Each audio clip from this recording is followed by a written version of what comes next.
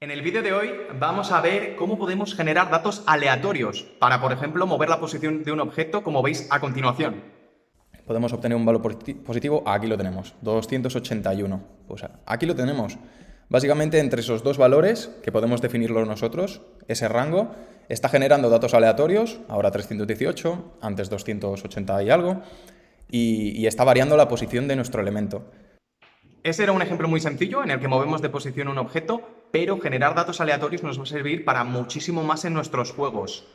¿Para qué nos podría servir, por ejemplo? Pues para incluir variedad, para evitar esa monotonía. Si tenemos un juego, por ejemplo, de plataformas en las que estamos generando obstáculos que van hacia el jugador y tiene que esquivar o romper, pues vamos a poder generar objetos que tengan asignado, por ejemplo, un número, generaremos de forma aleatoria un valor y en función de ese valor, saldrá un obstáculo u otro. Así, cada vez será completamente diferente, no va a ser predecible el juego.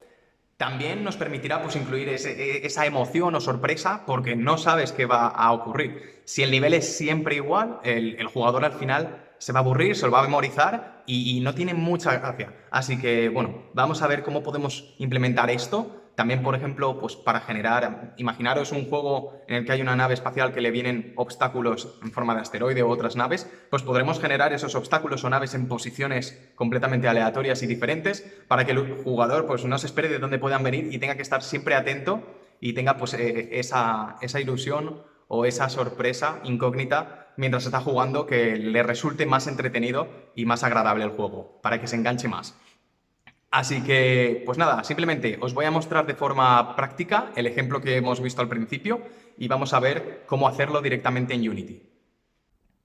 Pues ya estamos en Unity y vamos a ver de forma práctica cómo podemos generar estos datos aleatorios y utilizarlos.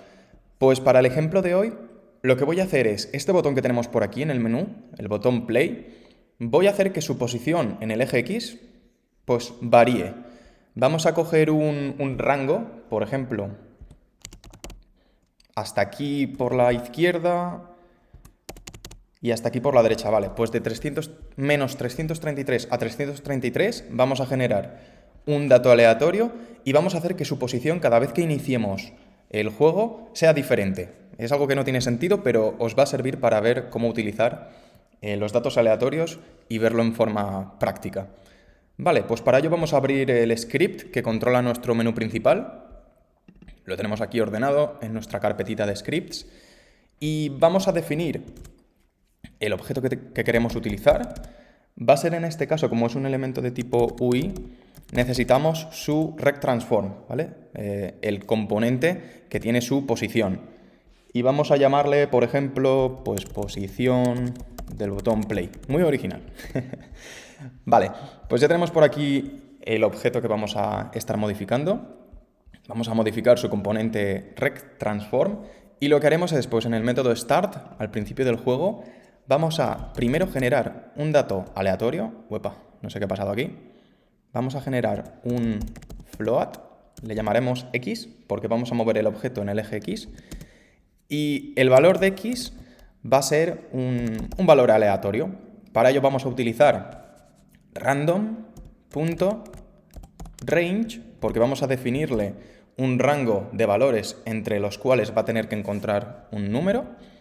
Y pues va a ser menos 333 f para indicarle que es float, que permitimos los decimales, no nos importa, y 333.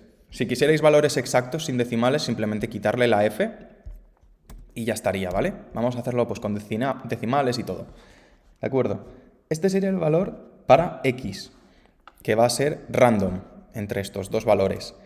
Ahora vamos a averiguar, porque en el eje y, en la altura no vamos a modificar su posición, pues en el eje y vamos a mantener la posición que tiene. Entonces nuestra posición botón play, que es el recttransform, su anchored, ¿vale? Position.y. Simplemente lo que vamos a hacer es, vale, pues el valor de la y va a ser el mismo que ya tiene, ¿vale? La posición en y que tiene este objeto la vamos a mantener.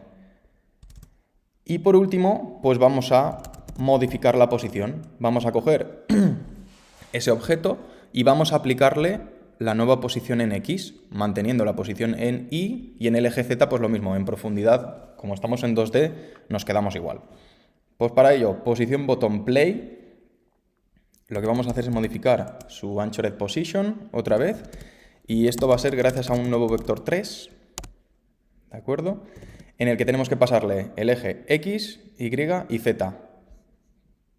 El X pues se llama X, lo he hecho a propósito. El Y se llama Y también, que es la posición actual que tiene. Y en Z vamos a dejarlo en 0. ¿De acuerdo? Vale.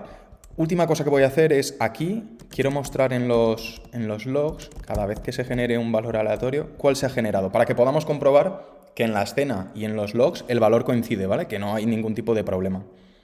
Entonces lo que voy a hacer aquí es el valor en X es y que nos lo dé. ¿De acuerdo? Por lo cual nuestra escena se va a inicializar. Nuestra escena se va a inicializar. En el método start vamos a calcular un número aleatorio entre menos 333 y 333. Vamos a verlo por pantalla para asegurarnos de que luego se mostrará bien el elemento. La posición Y la mantenemos, hemos recuperado la actual y la vamos a mantener. Y por último ya alteramos la posición. Le decimos, pues tu nueva posición va a ser en X lo que hayas generado aleatorio, en Y el que tenías y en Z 0. Nos quedamos igual. Vamos a guardar, vamos a irnos a la escena, vamos a tener que arrastrar a nuestro script el elemento para que no haya ningún tipo de problema.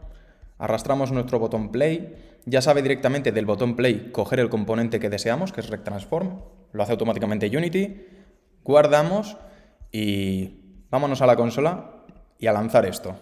Lo lanzamos y vemos que la primera posición es menos 218,400 lo que sea. Vamos al botón play y efectivamente aquí lo tenemos. La posición en X es menos 218, En Y se queda igual, en Z igual, ¿vale? Se ha movido ligeramente hacia la izquierda. Vamos a lanzarlo un par de veces más y vamos a ver si se nos va... Mira, en este caso, menos 38 únicamente. A ver si se nos va hacia la derecha. Podemos obtener un valor positivo. Aquí lo tenemos, 281. Pues aquí lo tenemos. Básicamente, entre esos dos valores, que podemos definirlo nosotros, ese rango está generando datos aleatorios, ahora 318, antes 280 y algo, y está variando la posición de nuestro elemento. Pues esto, por ejemplo, sería algo que podéis utilizar en vuestros juegos, no para mover un elemento de la UI, pero para mover otro tipo de objetos o generarlos en posiciones diferentes, ya sea, por ejemplo, enemigos o lo que sea, lo que hemos hablado al principio del juego. Pues bueno, espero que os haya servido muchísimo este tutorial. Ahora que ya sabéis utilizar datos aleatorios, podéis incluir esa aleatoriedad en vuestros juegos, que es muy interesante, les va a dar mucha más vida y os va a servir muchísimo. Así que dejadme en comentarios si tenéis cualquier tipo de problema, cualquier tipo de duda, ideas para próximos vídeos, ya sabéis que son bienvenidas. Y muchísimas gracias por estar aquí un día más. Cuidaros mucho y que tengáis mucho éxito en vuestros proyectos. Un saludo.